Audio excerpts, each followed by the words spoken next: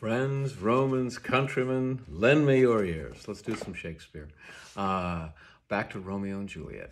When last we met, Friar Lawrence hatched a desperate plan to keep Juliet from stabbing herself. Juliet had pulled out a knife and said, if you can't help me, I will help myself. I will end my life right here and now. And in that moment of panic, Friar Lawrence came up with a horrible idea.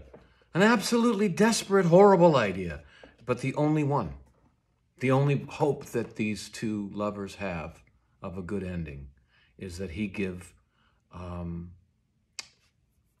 a solution that is not quite poison, that will make it look like Juliet has died. Her breathing will be so slow, her pulse will be so low that people will think that she's dead. And they'll entomb her. And he'll send, Friar Lawrence will send word to Romeo in Mantua and have him come and get her out of the tomb, and they can run away together. Just god-awful idea, but really the only one, the only hope. And so the next scene, we're going to do two scenes just because the first one is so quick. And it's basically Juliet coming back home and telling her mother and father that I went to see Friar Lawrence and I now repent. I beg your pardon. I'm willing to marry. And the dad is like, oh, this is great. Let's do it tomorrow. Let's do it right now, but let's do it as soon as possible. And they start making preparations. And then the next scene, scene 3, Act 4, scene 3, we find the nurse is helping Juliet pick out her wedding dress, and her mother comes in and asks if she can be of any help. And Juliet says, okay, well, that dress is fine. The first dress the nurse pulls out, yeah, that's great. And now could you guys please leave? I want to be left alone. And just before, I'm going to read this speech that Juliet says. But just so you know, this is a mandrake root. This will come in play in one of Juliet's lines. If you can notice, a mandrake root looks kind of like a human being with the legs there. And because it looked like that, there was a saying that when you ripped mandrake roots out of the ground, they scream. They don't really scream, except in Harry Potter. But in real life, no. But that's kind of the saying. And so she bids them farewell. Good night, guys. And Juliet is all alone. And she says, farewell. God knows when we shall meet again. I have a faint cold fear thrills through my veins that almost freezes up the heat of life. I'll call them back to comfort me. Nurse? What shall she do here? My dismal scene, I needs must act alone. Come, vial. She takes out the vial that Friar Lawrence gave her. What if this mixture do not work at all? Shall I be married then tomorrow morning?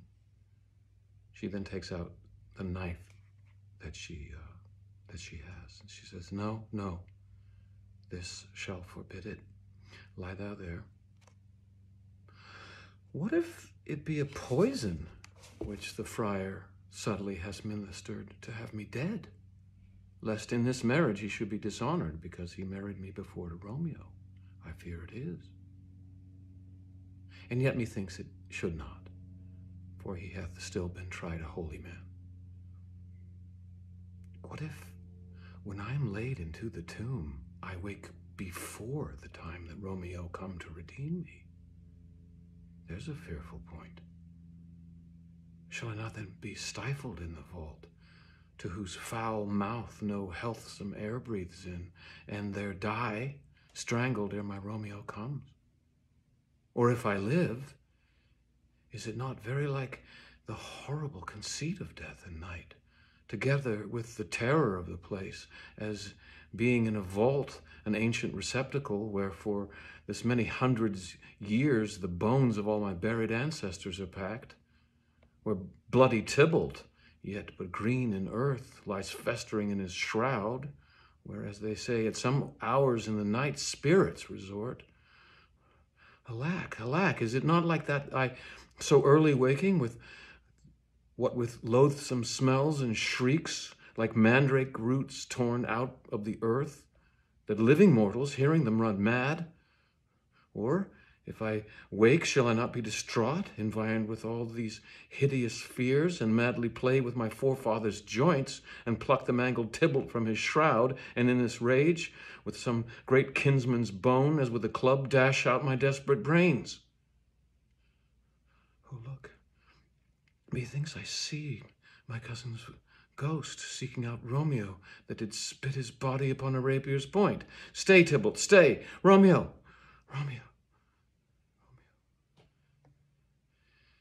Here's the drink. I drink to thee. She drinks and falls upon her bed within the curtains. So, she's scared. You know, this is a horrible idea. The idea being that you're gonna drink some strange chemical, and we're gonna bury you in a tomb, and hope for the best, and hope that Romeo gets to you before you wake up, and hope that he can wake you up. But her fear really centers around the thought that she'll wake up before Romeo gets to her. And either there'll be no air down there and she'll suffocate to death, or she'll go mad because she's basically just in a tomb with a bunch of dead bones and rats and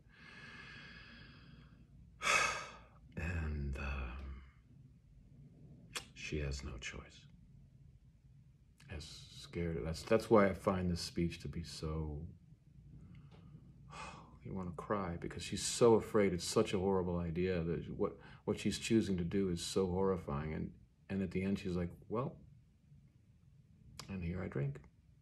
Like, there's no other choice. This world has left none. Okay, that's my uplifting Shakespeare for you today. But I warned you, this play is not a happy play. Okay, bye.